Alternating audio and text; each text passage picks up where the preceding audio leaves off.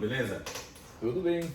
Bom, Bruno, eu resolvi conversar com vocês pra gente fazer tipo eu queria que as pessoas conhecessem um pouco mais você, queria que as pessoas conhecessem um pouquinho mais o DA, né? Eu passei aqui, fiz um ciclo e tal, eu gostei muito de estar aqui com vocês e tal, e a gente fez algumas reformulações, né? Primeira coisa que eu queria, antes de falar um pouco do DA, você e o DA, eu queria que você falasse quem que é o Bruno? Bom, eu sou um cara, como que eu posso me definir? Um cara aí sonhador, idealizador, né? Eu gosto de encarar aí os desafios que me são propostos. Eu sou um cara que gosta de me envolver nas atividades que eu faço, né? Sempre fui assim, acho que desde o início da minha vida profissional. Eu trabalho desde muito cedo, comecei a trabalhar com 14 anos. E sou um cara que sou sempre muito dedicado no que eu pego para fazer, assim, né? Então, se eu tenho oportunidades, eu procuro abraçar essas oportunidades, assim, com muito afinco, com muita garra. E eu vim do interior, né? Eu sou lá de Taubaté, então eu vim do interior. Taubaté, na cidade do sítio do Pica-Pau Amarelo. Cidade do Monteiro Lobato, cidade da Hebe Camargo, do Cid Moreira, tem alguns E do Bruno, famosos. E do Bruno também. E lá eu trabalhei numa universidade lá também, uma universidade pública, universidade municipal, e eu não tive muita oportunidade de crescimento lá, até que chegou num ponto que eu estava um pouco estagnado na carreira e resolvi buscar novos desafios, e foi assim que eu cheguei até aqui. Quanto tempo você está aqui na USP? Eu tô há 14 anos, ano que vem completa 15 anos. 15 anos de USP, né? Sim. E gosta de viajar? Muito? Gosto bastante, é isso Falo isso também. porque eu acompanho às vezes você aí e tal. Isso é uma característica minha aí que me define bastante também. Estou sempre em movimento, assim, não só com viagens, mas eu costumo dizer que eu não gosto de ficar parado, eu não gosto de ficar sem uma atividade. Então, se eu estou em casa no final de semana, eu sempre estou inventando uma programação para fazer, ou sair para comer, ou sair para ir para um parque. E quando posso também, gosto de viajar. Então, é uma atividade que eu gosto bastante. E você tem desses 15 anos, todos aqui na reitoria? Sempre na reitoria, sempre na área de contratos. Nossa, você especializando em contratos. Sim, eu entrei... Tá dando aula sobre isso já? Tá capacitando alguém? Já, em algumas situações aí, algumas oportunidades que têm surgido, eu já tenho ministrado algumas aulas aí sobre contratos. Já tenho até algumas agendas aí pintando para 2026. Igual conciliou com a sua atividade, porque além de você fazer isso na prática, você poder capacitar outras pessoas e tal. Então eu queria entender um pouco mais, um pouco dessas atividades. Você hoje é o chefe da área de contratos. Eu queria entender um pouco desse modelo que você está desenvolvendo na área de contratos, que se conecta com a lei. Como é que é isso? Sim, a gente vem aí, né, eu tô aqui há 14 anos, sempre na área de contratos, e a gente veio aí, né, trabalhando com a 8666, até que a gente se deparou aí com a 14133, que trouxe uma série de inovações aí, né, para todo o processo de compra e inclusive para a gestão de contratos. Então, assim, o que a gente tem pensado aí com relação à nova lei? A nova lei trouxe um enfoque muito grande com relação a resultados, né? Ao resultado que a qualidade do serviço que é prestado, ao resultado que é entregue para a sociedade. Então, acho que hoje em dia o enfoque tem sido maior nesse lado e tentar trazer essa questão da qualidade para dentro dos contratos. Então, a gente já implantou nos novos contratos aí de vigilância e de portaria um instrumento de medição de qualidade do serviço prestado, do produto entregue. Sim, né, que vai muito além de dizer se o serviço foi prestado, né, é dizer qual foi a qualidade, quais foram os itens ali qualitativos da prestação do serviço que estão sendo cumpridos ou não estão sendo cumpridos a contento. Isso vai norteando aí a atuação da empresa, né? Então, se ela de repente descumprir um ou outro item, ela pode ter uma glosa na fatura e isso vai prejudicá-la de alguma forma e tende a que ela melhore a qualidade do serviço prestado. Esses instrumentos que você está falando, eles de certo modo conectam o usuário do serviço? Sim, né? O próprio fiscal do contrato que vai fazer essa verificação. Agora ele tem que fazer essa verificação porque no momento da medição ele vai ter que informar qual foi a qualidade do serviço que foi entregue no momento da medição, ali durante o decorrer da prestação do serviço, ele vai ter que dizer qual foi o nível de qualidade que foi atingido. Explica para nós como é que funciona isso. Eu licitei, habilitei, ele está habilitado, assinei o contrato de entrega. Conta pra gente como é que são esses processos que você faz essa gestão e assim. Sim, normalmente a área de contratos, né, ela vai receber o processo a partir do momento que habilitou, foi emitida a nota de empenho e aí o processo chega para nós para formalizar o contrato. Né? Então a gente vai fazer todo esse ciclo de vida do contrato a partir do momento em que o processo chega para nós. Né? Hoje a área está aí com em torno de 120 contratos, né? Um volume grande que atende alguns desses contratos, não todos, mas uma boa parte atende a universidade como um todo, porque são aí objetos... Quais, por exemplo? Né? Então nós temos os contratos com dedicação exclusiva de mão de obra, vigilância, limpeza, portaria, bombeiro. Vale refeição.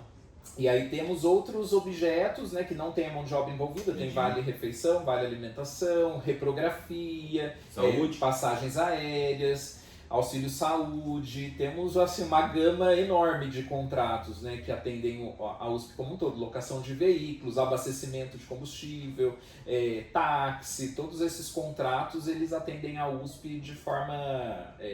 abrange todas as unidades da USP, né? Não só na capital como no interior. Hoje é um grande desafio. Qual o tamanho da sua equipe?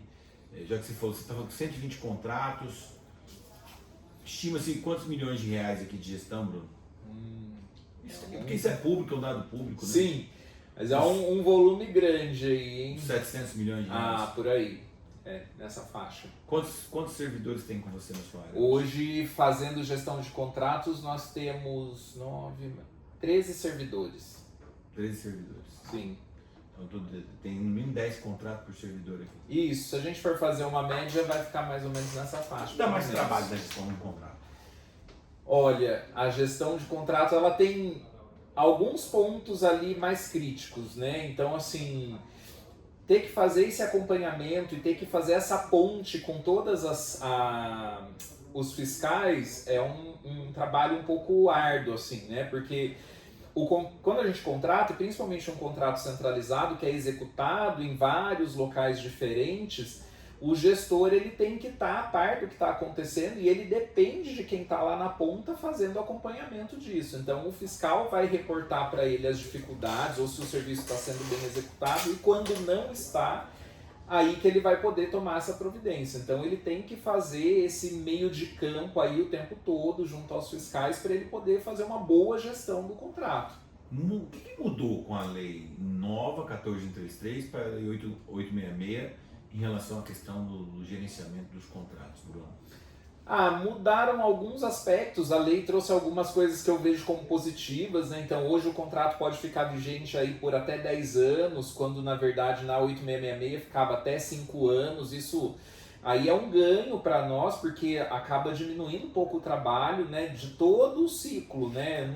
Desde que a empresa seja boa e cumpra contratualmente aí, né? Sim, se a gente tem uma boa prestação do serviço, eu consigo ter um contrato que vai perdurar no tempo. Na verdade, muitas vezes nós já tínhamos uma relação com algumas empresas por esse tempo, só que a gente tinha que parar o contrato, reiniciar um trâmite licitatório, que muitas vezes é trabalhoso, que gera às vezes a mesma empresa que era melhor habilitada no mercado. Sim, e aí essa empresa poderia voltar, né? Se ela estava prestando um bom serviço e estava com as condições ali em dia, ela poderia retornar na próxima licitação. Hoje eu consigo mantê-la no mesmo contrato por até 10 anos, então eu já vejo isso aí como um ganho de eficiência aí, né? Você mobiliza menos pessoas para estar fazendo menos processos licitatórios e focar em outras atividades ali, né? Consegue melhorar o fluxo. Que riscos e que recomendações vocês dariam para quem... Não, vou inverter minha pergunta. Vou fazer uma outra pergunta primeiro, depois eu quero ouvir você sobre essa questão dos riscos embutidos no contrato hoje. O que a segregação de funções da lei impactou a gestão de contratos? Bom, impactou num sentido que hoje a gente tem aí funções claramente definidas, né? Para quem atua, a reitoria acho que de certa forma era um pouco privilegiada por já ter uma área que cuida só de contratos. Mas tem algumas unidades, ou até, né, extrapolando um pouco o âmbito da USP, a gente falar na administração pública no geral, tem órgãos que têm estruturas bem enxutas. Né? Então a mesma pessoa conduzia a licitação, né, fazia a fase interna da licitação, fazia o ato público, assinava o contrato, fazia a gestão do contrato. E isso hoje, né, a lei trouxe essa questão da segregação de função para evitar riscos de ter fraude ou de você ter um favorecimento de um licitante. Então, essa questão da segregação ela vai influenciar diretamente essas pessoas que atuam na gestão, mas que também atuavam na fase da licitação. Agora, se a gente pensar só dentro da fase de gestão de contratos, existem algumas questões de segregação de funções em relação até aos próprios atores dentro da gestão e fiscalização. Então, não é recomendável ter, por exemplo, um gestor que faça papel de fiscal, né? É bom ter as duas figuras em separado, porque evita também que tenha alguma fraude, algum favorecimento, algum superfaturamento. Então você tem uma pessoa que faz uma ação e a outra que vai conferir. Então é um outro olhar sobre aquilo que está acontecendo. Você vai particionando os processos. Sim. Né? Bom, mas você falou num ponto interessante, que é a questão das unidades terem uma estrutura enxuta, né? Sim. E como é que fica isso, né, para o futuro, dado que é uma obrigação a segregação de funções? Né? Como é que se lê isso? A gente também tem muitas unidades pequenas na universidade que talvez não teria gente suficiente para fazer isso. Sim, isso inclusive é uma demanda que tem sido trazida por algumas unidades aqui, algumas já me ligaram, a gente trocou uma ideia sobre isso, e é uma preocupação, a universidade vai ter que ter uma consciência em alguns casos de ter um aumento de estrutura para conseguir viabilizar essa segregação de funções. Porque tem algumas áreas que de fato existe um flagrante conflito ali, que a área, eles não têm mais estrutura para fazer a segregação e vai gerar um problema de desatendimento da lei, vai gerar um risco, né? Já tinha sido falado em risco, é um risco ter essa atuação do mesmo agente em todas essas funções, né? Eu já tinha elencado a questão dos riscos, mas acho que você tocou num ponto bem interessante, que eu queria também ouvir. É um risco interessante, um mapeamento ou a indicação de um potencial risco, como você colocou, né? Mas ao mesmo tempo que eu também não tenho espaço orçamentário na universidade, estou nos limites da regra de governança e sustentabilidade da USP, né? Como que eu vou contratar mais pessoas? Talvez o caminho não seria trabalhar contratos compartilhados, né, com contratações centralizadas ou prefeituras, e ficar com a unidade apenas a gestão do contrato, da gestão da execução do contrato. Sim. E sua fiscalização? Sim, eu acho que é uma possibilidade a gente ter contratos centralizados aí com a fiscalização descentralizada. E hoje você já tem isso, né? Sim, temos, e de repente poderia ser viabilizado para outros objetos. Então, de repente, vamos pensar em fazer um contratão de manutenção de elevador, que a maior parte dos prédios tem. Né, faria um contrato centralizado, um pregão centralizado de manutenção, e aí cada unidade só fica com a fiscalização do seu. O que você tem hoje que se assemelharia a esse modelo já? Dos contratos que você tem hoje? A reprografia funciona nesse formato. Funciona, né? Bem. Funciona bem. Né? Eu entendo que é possível fazer nesse formato, assim como também seria possível se criar uma estrutura centralizada para a gestão disso, né? Então traria essa mão de obra que não vai arrumar mais trabalho para você? Com 12 funcionários? Não sei, eu acho que de repente pode ser mais pessoas contribuindo. Às vezes você tem uma pessoa lá que está com pouco volume, e aqui a gente tem um volume muito grande com uma equipe que hoje já está se mostrando um pouco pequena, e de repente a gente trazer algumas pessoas e compor um grupo maior com pessoas mais habilitadas ali para fazer isso pode ser até viável, vejo como uma outra alternativa. Vou emendar uma pergunta aqui que vai um pouco na linha das dificuldades e dos desafios. Sim. Né? O que você precisaria que a universidade fizesse para tornar a gestão de contratos centralizados, a sua e das unidades, melhor do que ela é hoje? Hoje eu acho que o principal ponto aí seria a gente ter um sistema integrado com o nosso sistema financeiro. Né? Você não tem um contratos.gov? Temos o contrato.gov, é um sistema, né, do governo federal aí, que está ali alinhado com o Compras.gov, que também está sendo utilizado aí pelo estado de São Paulo. E embora ele já tenha uma integração, ela é uma integração que ela é parcial, ela não vai trazer todas as informações financeiras do sistema da USP. Entendi. Ela usa tipo o Plano de Contas Federal, o CIAF, né? O CIAF. Isso. Os órgãos CIAF. federais, ele traz todas as informações do CIAF, então ele consegue vincular os instrumentos de cobrança, ele tem os faturamentos. No caso da USP, a gente conseguiria fazer uma integração com o Mercúrio e trazer algumas informações como o saldo do empenho, o número da nota de empenho, mas eu não tenho Hoje não tem isso. Não tem. Hoje com uma API, se tivesse uma API de integração, eu tornaria muito mais, já ajudaria? Ajudaria, a gente consegue até já implementar uma API de integração que vai trazer parte dos dados, né? Mas eu não vou ter um relatório tão detalhado, por exemplo, às vezes a gente tem aí demandas de levantar pagamentos que foram feitos eventualmente em atraso, quais são os pagamentos que a gente está fazendo para uma empresa.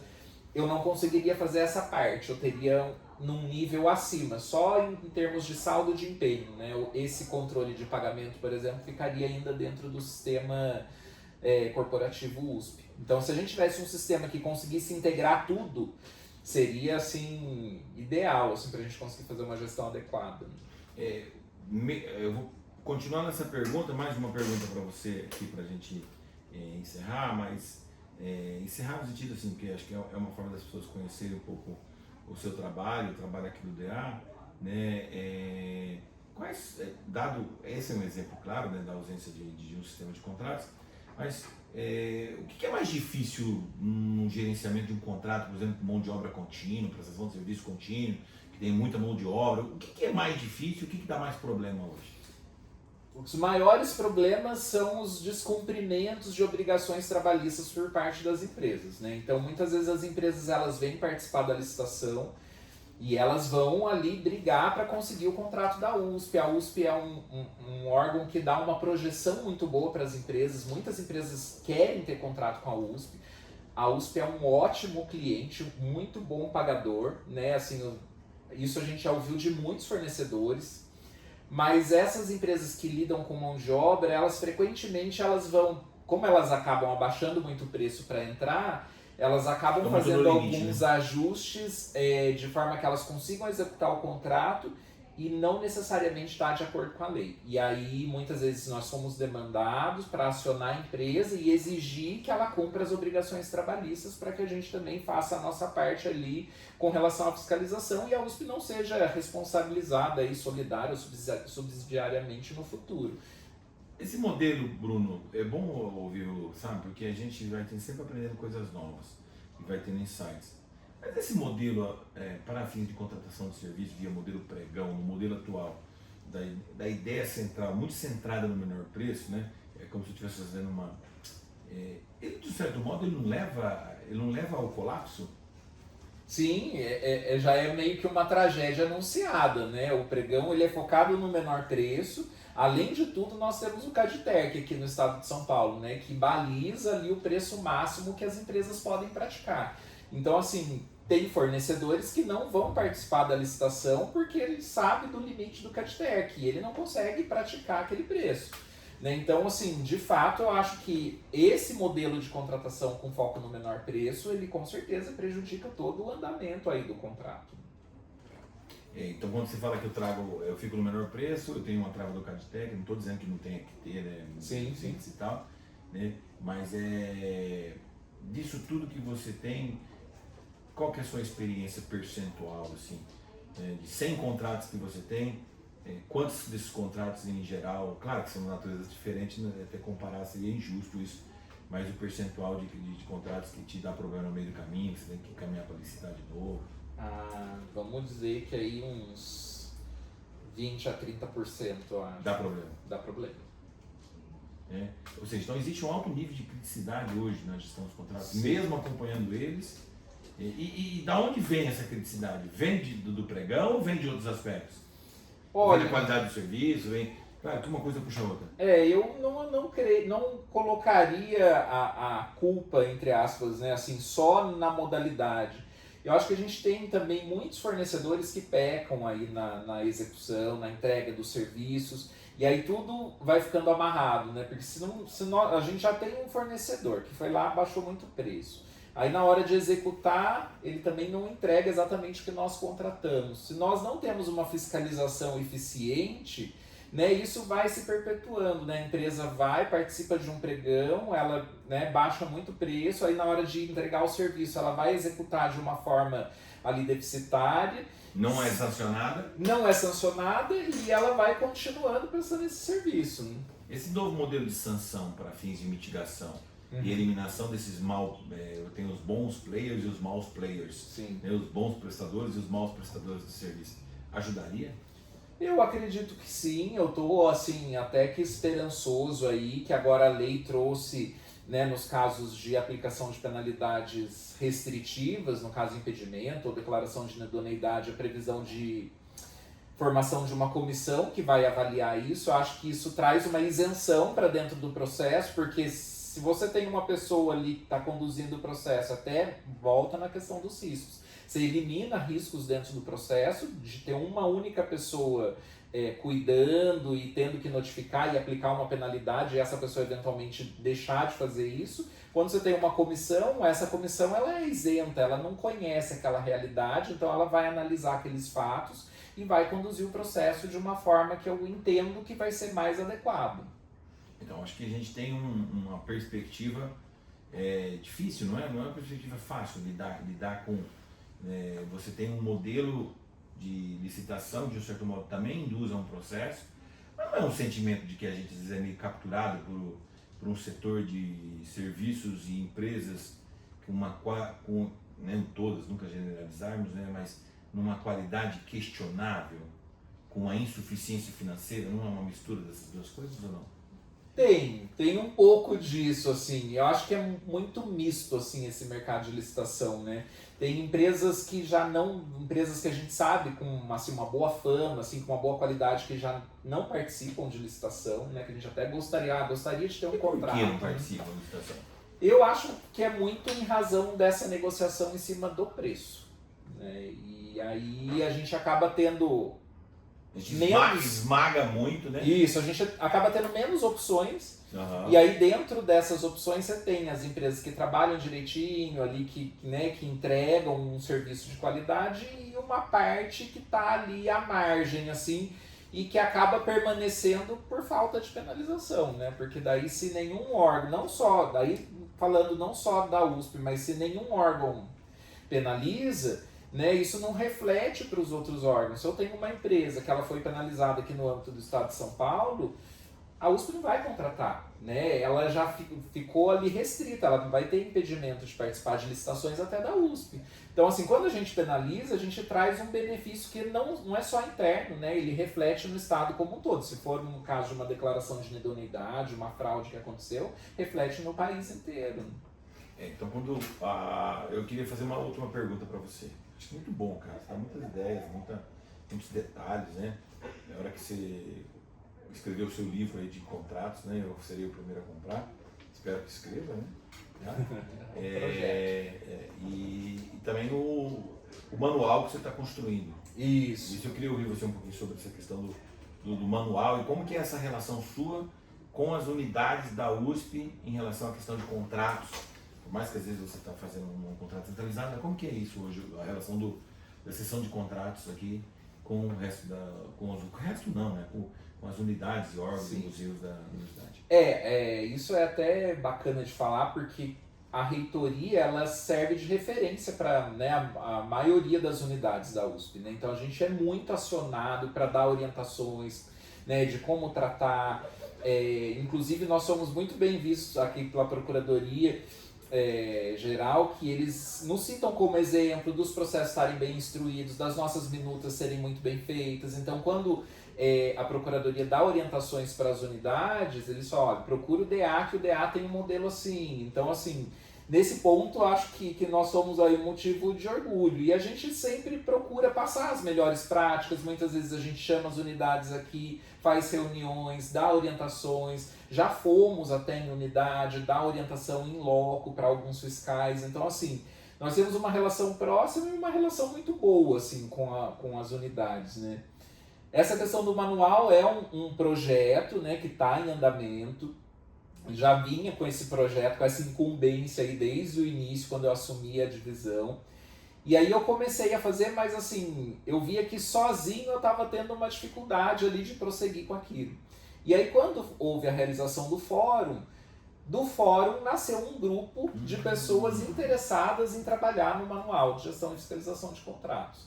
E aí nós nos reunimos, até quem me ajudou muito com isso foi a Tatiana, lá da Faculdade de Odonto de Ribeirão, e nós reunimos esse grupo, dividimos todo o manual em tópicos, todos os assuntos que nós gostaríamos de abordar no manual, ali discutimos em grupo, e aí cada pessoa assumiu um tópico dentro do manual e se incumbiu de construir ali o material. Um trabalho cooperado, né? Uma sim, cooperação. Algumas pessoas, alguns grupos me procuraram depois para tirar algumas dúvidas, alinhar algumas coisas. E aí a gente já está com o material quase pronto, acho que falta uns 2 tópicos só para serem entregues. E aí fazer uma primeira revisão ali e já ter uma primeira versão desse manual. Mas foi um trabalho muito interessante, porque a gente teve participação inclusive da Marilda da Unesp, né, que estava no grupo lá no fórum, ela quis participar, embora, né, seja da Unesp, ela contribuiu com algumas ideias para nós. Então assim, tem sido um trabalho bem interessante, uma troca bem bacana. E como foram pessoas que foram voluntários, né? Então são pessoas que estão mesmo assim interessados em fazer, né? Foi bem interessante. E Bruno, assim, pra gente encerrar, quais são os projetos que você está tocando hoje, né? E o que você queria que pudesse melhorar pudesse ser feito para ter um trabalho mais qualidade, mais conforto, mais qualidade até no trabalho? Que projetos vocês estão trabalhando hoje? Estamos com essa questão do manual aí, né, que está com alguns pontos pendentes. Tem a questão da integração do contratos, que embora, né, como eu falei, ela não vai atender 100%, ela já vai ser útil para nós, então é uma questão que está aí em stand-by, mas também depende aí da interação da área de TI. Temos uma questão de fazer aí um cronograma de aditivos, né, isso já é também um projeto que está até um pouco atrasado, mas assim, a gente gostaria de determinar já as datas onde a gente vai fazer os aditivos de contratos centralizados, porque a gente recebe muitas demandas e muitas vezes elas em datas muito, né, acabei de fazer um aditivo, já chegou outra demanda, então a gente quer determinar as datas para a celebração desses aditivos para que a gente receba as demandas em datas concentradas. Os contratos de 10 anos você diminui um pouco isso também, né? Eles de certo modo se sanam um pouco disso, mas você tem a figura dos aditivos e trabalhar eles com antecedência, né? Sim, é que a gente tem muito... A gente sana um pouco a parte das prorrogações, mas eu tenho muitos aditivos de acréscimo, né? Então surgem muitas demandas novas, áreas novas que são implantadas na USP, prédios novos que são construídos e vai surgindo demandas de novos serviços, não né? É aditivo de prorrogação, mas é sim aditivo de acréscimo. Acréscimo de supressão. Isso, então muitas vezes eu faço um aditivo hoje, né? Vamos dizer, das impressoras. Acresci lá 20 impressoras. Amanhã chega um novo pedido. E aí, quando que eu vou fazer aquele? E aí, vai chegando demandas continuamente. Você quer criar dentro de um calendário, né? Todas as demandas que foram feitas de janeiro a, tipo, sei lá, a abril serão feitas em abril. Sim. Né? Aí depois, tipo, 3 quadrimestres mais ou menos. Isso. E além de tudo, né, acho que principal aí, a gente pretende reestruturar as atividades dentro da área, né, fazer uma nova distribuição ali mais focado em competências, focado em atividades, do que no formato que a gente está atuando hoje. Também utilizar a portaria da USP, que colocou papéis bem definidos da gestão e da fiscalização, separar essas atividades, colocar os gestores fazendo só as atividades que competem a eles, os fiscais também atuando só com as atividades de fiscalização. Acho que isso vai ser muito produtivo aí para a área. Estamos numa expectativa boa com relação a isso. De certo modo também tem uma aderência com a lei, né? Sim, sim, totalmente. Bruno, legal demais, tá? Conversar com você, aprender com você aqui bastante coisa. Pessoas perceberem que eu tenho uma área aqui de pessoas que estão executando contratos e cooperando, né? Sim. Bom, eu acho que assim, só foi uma forma da gente registrar aqui e as pessoas conhecerem um pouquinho mais das competências que tem aqui no DA, né? Sim. Das pessoas que estão aqui executando. E aí eu queria fechar pedindo um negócio para você, já que você tem estilo de vida, tem um diferencial, todo mundo tem uma boa história para contar, né? Eu queria que você deixasse aí uma música, ou um filme, ou um livro, ou uma mensagem que você sempre gosta de passar para alguém, ou talvez até uma pessoa de referência falar, segue ele lá porque ele é legal, só não vale ser o professor, tá? Porque senão não vamos dizer que a gente combinou. Eu queria citar um livro que eu li, né? Tem uma autora americana que eu gosto muito, inclusive já li vários livros dela, chama Lionel Shriver.